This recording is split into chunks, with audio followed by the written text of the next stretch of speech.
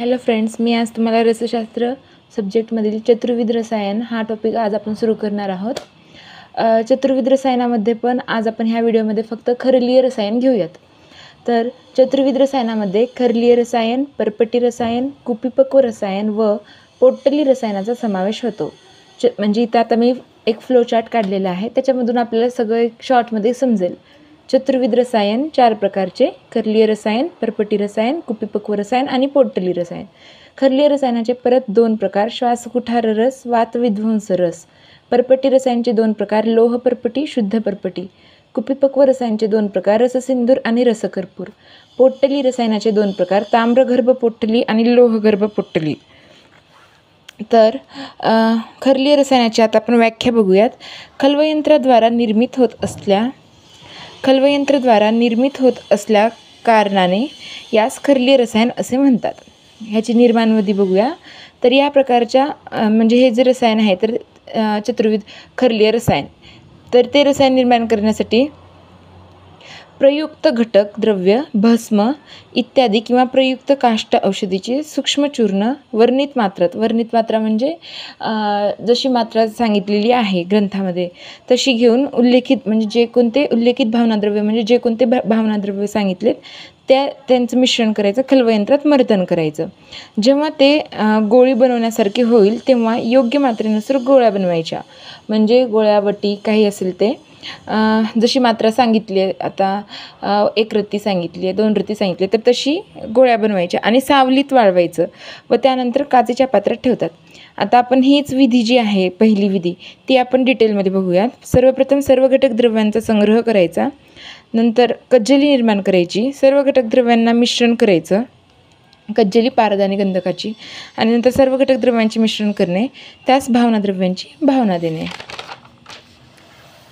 Next, ह्यासाठी खरलीय रसायनासाठी लागणारं यंत्र खल्वयंत्र.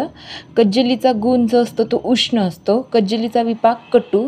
शेल्फ लाईफ 5 वर्ष आणि 10 वर्ष तेव्हा असतो जेव्हा नाग, वंग, ताम्रभस्म एखाद्या फॉर्म्युलेशनमध्ये नसतील तर त्याचं शेल्फ लाईफ 10 वर्ष असू शकतं. प्रॉपर्टीज: योगवाही आहे आणि त्रिदोषग्न आहे. इम्पॉर्टन्स: खरलीय रसायनमध्ये विभिन्न प्रकारचे रस, भस्म, कज्जली यांनी काष्ट औषधीसोबत मिसळून प्रयोग केला जातो. वटी स्वरूपात याचा उपयोग होत असल्याने उचित मात्रेत वापर होतो. औषधी कल्पांची सवीर्यता किंवा परिणामकारता वाढवते. उपचाराचा कालावधी कमी करते. डोस कमी करते. म्हणजे हे जे 5 पॉईंट आहेत ते खरलीय रसायनाचे इम्पॉर्टन्स आहेत. आता आपण खरलीय रसायनचं पहिलं रसायन सिलेबसनुसार बघूयात. तर ते आहे श्वासकुठार रस. रेफरन्स श्वासकुठार रसाचा दिला आहे रसेंद्र सार संग्रह, जे की योगरत्नाकरांचा आहे. घटक द्रव्य एकूण 8 आहेत. शुद्ध पारद, शुद्ध गंधक, शुद्ध वत्सनाप, शुद्ध टंकन. हे ट्रिक: पारद, गंधक, वत्सनाप, टंकन, शुद्ध मनशिला, शुंठी, मरीच, पिप्पळी. हे सगळं 4 ग्राममध्ये घ्यायचं एक्सेप्ट मरीच 36 ग्राममध्ये. मात्रा त्याची 1 रत्ती 125 मिलीग्राम टू 250 मिलीग्राम. अनुपान मध किंवा पर्णखंड स्वरस. उपयोग: कास, श्वास, कुष्ठ, वातरोग, वात, कफज रोग. उपयोग म्हणजे थेरॅप्युटिक इंडिकेशन. निर्माण विधीत सांगितलं तर हे सर्व घटक द्रव्यांचं खल्वयंत्रामध्ये योग्य मिश्रण करून बनवायचं. श्वासकुठार रस. आता वातविध्वंस रस नावातच आहे. वातविध्वंस रस म्हणजे वातांचं हरण करणारं किंवा वात कमी करणारं. रेफरन्स आहे योगरत्नाकर. घटकद्रव्य एकूण 12 आहेत. शुद्ध पारद, शुद्ध गंधक, नागभस्म, वंगभस्म, लोहभस्म, ताम्रभस्म, अभ्रकभस्म, शुंठी, मरीच, पिप्पळी, शुद्ध टंकन, शुद्ध वत्सनाप. सगळं 1 पार्टमध्ये घ्यायचं एक्सेप्ट वत्सनाप जे की हाफ पार्टमध्ये घ्यायचं. भावनाद्रव्य एकूण 10 आहेत. तर त्रिफळा, त्रिकटू हे 2 तर लक्षात राहतात. मग आपण एक ट्रिक बनवू. भृंगराज नावाचा एक राजा होता. भृंगराज एक राजा होता जो की शूर होता, चंद्रशूर. शूर गुंडा टाईप होता, निर्गुंडी. भृंगराज, चंद्रशूर, जल आणि निर्गुंडी स्वरस. त्याला चित्रकलेची फार आवडत होती, चित्रक स्वरस. एवढं तर लक्षात ठेवा. बाकी कुष्ठ, अर्क, तामलकी, निंबू हे लक्षातच ठेवायला लागणार. त्रिफळा, त्रिकटू, चित्रक, भृंगराज, कुष्ठ, निर्गुंडी, अर्क, तामलकी, निंबू, चंद्रशूर, जल हे भावनाद्रव्य आहेत. निर्माण विधी: शुद्ध पारद व शुद्ध गंधकाची सर्वप्रथम कज्जली बनवायची.